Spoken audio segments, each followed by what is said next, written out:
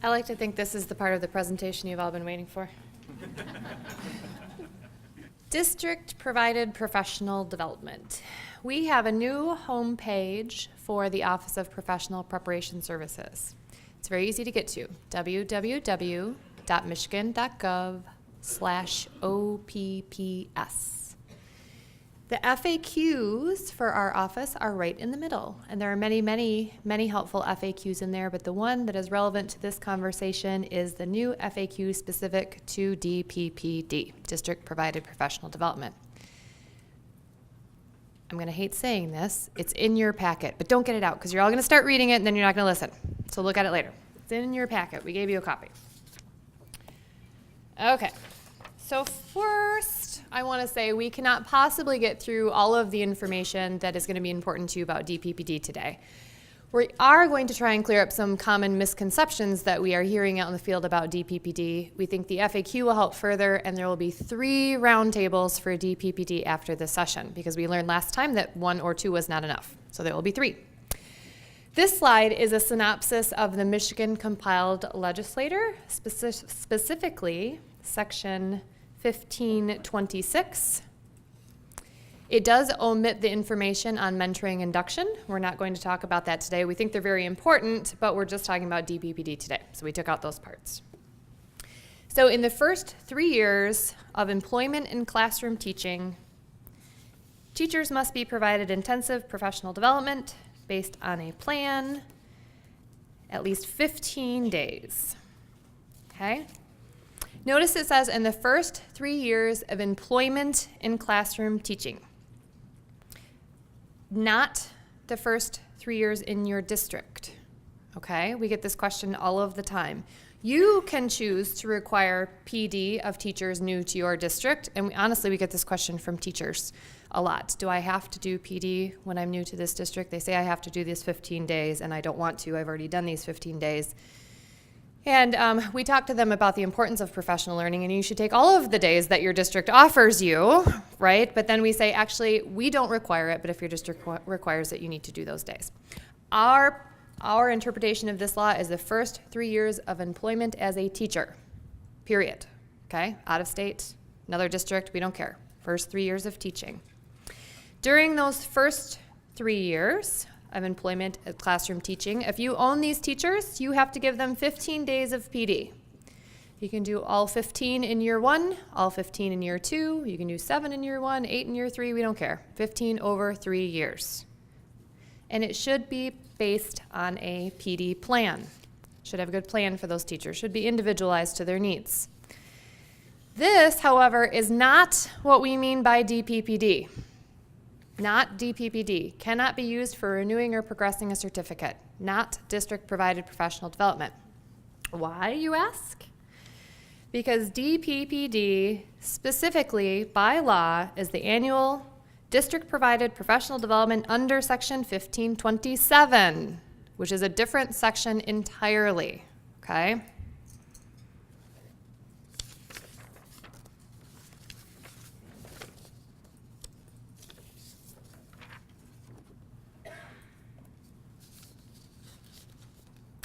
It's also important to note on this slide that DPPD must be relevant or appropriate for the grade level and content endorsements on the certificate. That is a legal requirement. One size fits all PD, you must be very, very careful with having your entire school district come together and get PD. Needs to be relevant to their certificate and their endorsement. All right, here is section 1527 specifically. Note the underline in the bolded parts, at least 5 days of teacher professional development. Teacher is important here. The word teacher is important here. They cannot be counted towards the days required in 1526. So your new teachers in the first 3 years of the profession get the 15 over 3 years plus these 5. So over 3 years, that's 30 total days of PD for your new teachers, plus mentoring and induction activities. All right, good. I like the nodding. Lots of nodding. Everybody says yes. Okay, So we're changing up the format. We're going to do a pop quiz for district-provided professional development because we've been talking to you for hours now. So let's talk about this. If I am a teacher, how do I know if my professional learning is district-provided professional development? I'll give you a minute to look at your choices up there. Can everybody in the back see them? Are they big enough? Looks like it.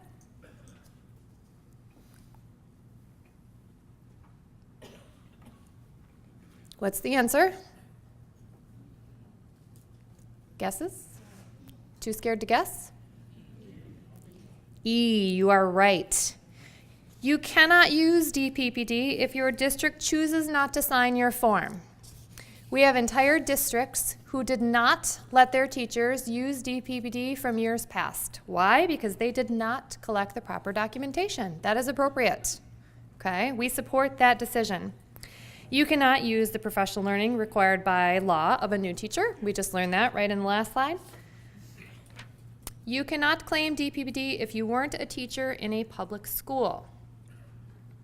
Administrators, no. We're going to talk about that a little more.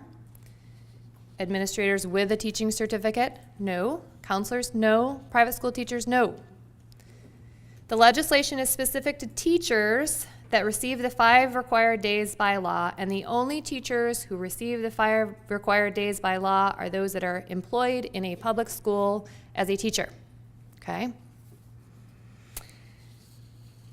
An administrator with a certificate that is teaching part-time, I'm repeating this, I know Raja already said it, but I'm going to repeat it because this is new.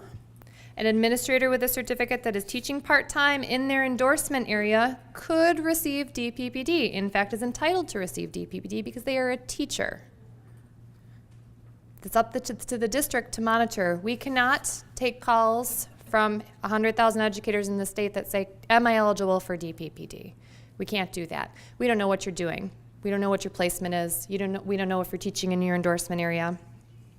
A counselor with a certificate that has a counselor or NT endorsement could receive DPPD if they are teaching, okay? If a counselor is in their guidance counselor center and they are largely doing things unrelated to the act of teaching, they are not entitled to DPPD. They are not acting as a teacher. If a counselor is developing plans based on standards and running small group or whole group instruction in a classroom, they're teaching. That's up to the district to determine. House Bill 5669 will allow non-public school teachers to engage in DPPD if their non-public school is willing to submit to an audit. So we had a lot of disappointed non-public school teachers when they realized they could not use DPPD. We tried to hurry up and partner with the appropriate agencies to submit a House bill. Right now, the Senate Ed Committee voted on that bill and they moved it on with a yes vote.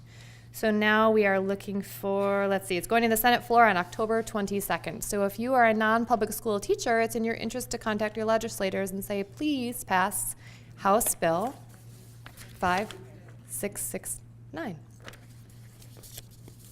All right, that was a lot of information for one pop quiz question. That was the longest one, I promise.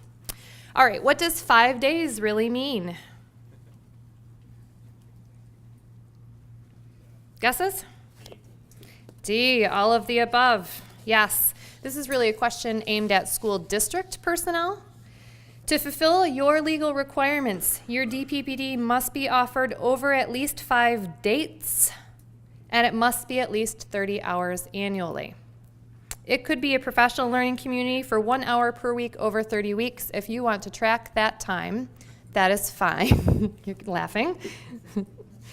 The way that the system works, however, that each of those dates has to be entered separately by your teachers when they go to enter DPPD. And they get fussy about that, but you know, that's okay. Professional learning communities are good. We want you to do those things.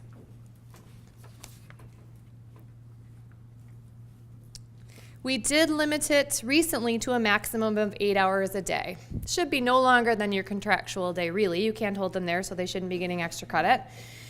But we had, when we went through and worked on our auditing, which Phil talked about, we had some teachers that had 72 hours on a date. Or because they didn't want to enter multiple dates, right? So they lumped it all together. So We have limited it to 8 hours. This is for principals or central office staff. When should I not sign a DPPD form? Obviously, it's all of the above. D. It is your decision. You should not sign forms that you don't think are appropriate. I am telling you that we are concerned about what we are seeing that teachers have turned in for DPPD. And I'm concerned about the auditing that is going to have to occur on these individual teacher certificates. So encourage them, please, to come to you for the signatures for DPPD and review their information carefully. And do not sign anything that is not appropriate, okay? You need to make sure as a district that you have evidence to support that they were actually in attendance at that session. You shouldn't sign anything where the content doesn't match the endorsement and the certificate level. And you shouldn't do it if you didn't provide it.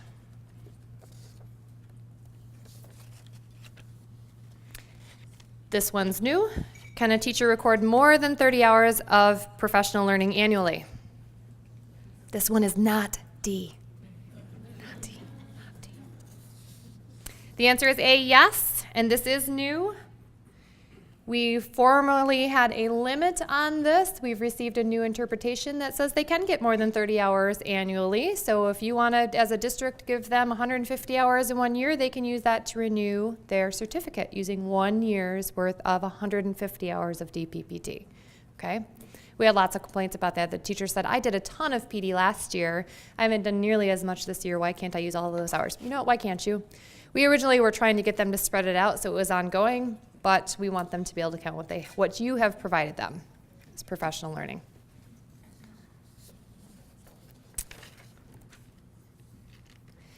All right, you should know this one. Can an administrator or a school counselor receive DPPD? Maybe. Oh, look, you're filling in the blanks. They have to be teaching. Yes. Yes, yes. Yes, yes. So the moral of this story is use your counselors for teaching, please. They want your DPPD. We want them in there teaching. They have been trained to share important information with your students and your teachers.